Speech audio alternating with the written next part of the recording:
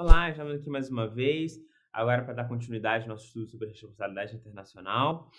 E nessa aula eu quero falar para vocês sobre os elementos fundamentais da responsabilidade internacional, ou seja, quais são os elementos indispensáveis para a caracterização da responsabilidade. Bem, tradicionalmente se apontava que a responsabilidade derivaria do dano, ou seja, existe um dever de reparar que emerge do dano causado no âmbito internacional, na realidade internacional, normalmente por sujeitos de direito internacional público. E para essa doutrina tradicional, nós teríamos um ato ilícito, que é uma ação ou omissão do Estado, o dano, propriamente, o nexo de causalidade entre esse ato ilícito e o dano, e a imputabilidade, ou seja, nesse caso, basicamente, se é um sujeito de direito internacional público, se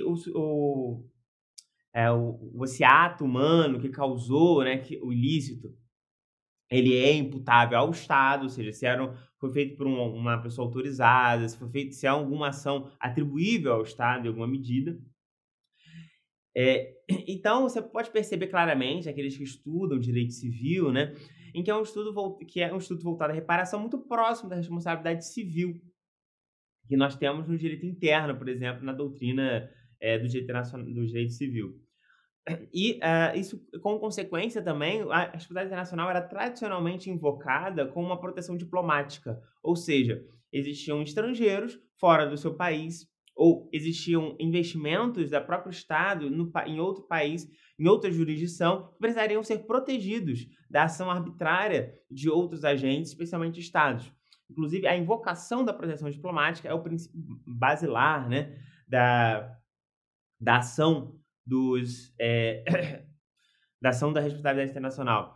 Inclusive, a doutrina Draco, né, que fala que você não pode usar a força para cobrar dívidas, também nasce nesse contexto em que a responsabilidade internacional é usada prioritariamente para proteger patrimônio de estrangeiros.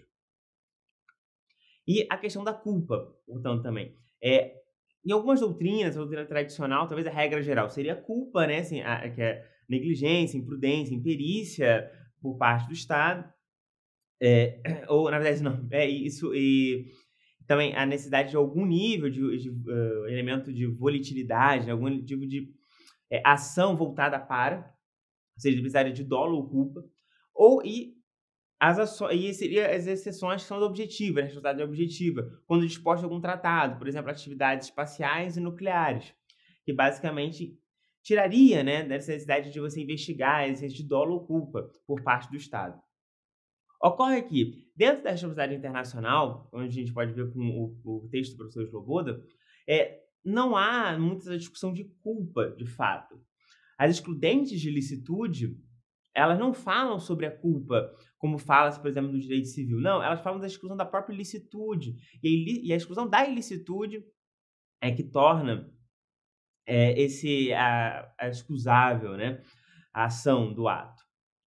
E, basicamente, o que ocorre é que, em alguns casos específicos, há a necessidade de avaliação, por exemplo, de dolo específico na norma primária, como é o caso do genocídio. O genocídio, a Convenção sobre Genocídio, inclusive a jurisprudência da Corte Internacional de Justiça, entende que é necessário dolo para a caracterização do genocídio.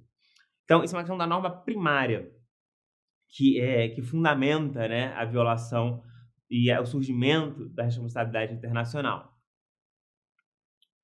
E a questão do dano, né, assim, a questão do dano em que, basicamente, quando o dano foi entendido como não mais componente da responsabilidade internacional, a partir da Revolução Água, na década de 70, em que nós vamos ver, né, assim, a partir do artigo 1º desse projeto da Convenção de Direito Internacional, né, dos projetos dos artigos, em que a responsabilidade dos Estados por seus atos internacionalmente ilícitos e todo ato internacionalmente ilícito de um Estado acarreta sua responsabilidade internacional. Ou seja, é todo ato internacionalmente ilícito.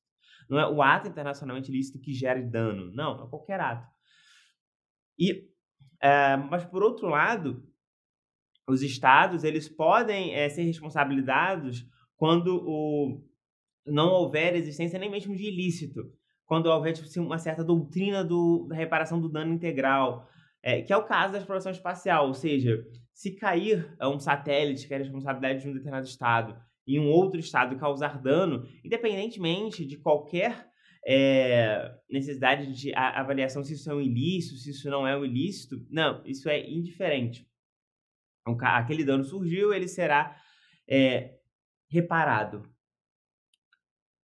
E qual é a composição desse ato ilícito, né, já que ele é a base fundamental? Bem, o ato ilícito, ele basicamente ele é formado por 2 elementos. Ele é atribuível, né, se é uma ação ou omissão, que é atribuível ao Estado consoante ao direito internacional, ou seja, é um ato que é possível existir essa atribuição, e também é uma violação de uma obrigação internacional, ou seja, há uma obrigação internacional violada, atribuível ao Estado, surge esse ato ilícito que enseja a responsabilidade.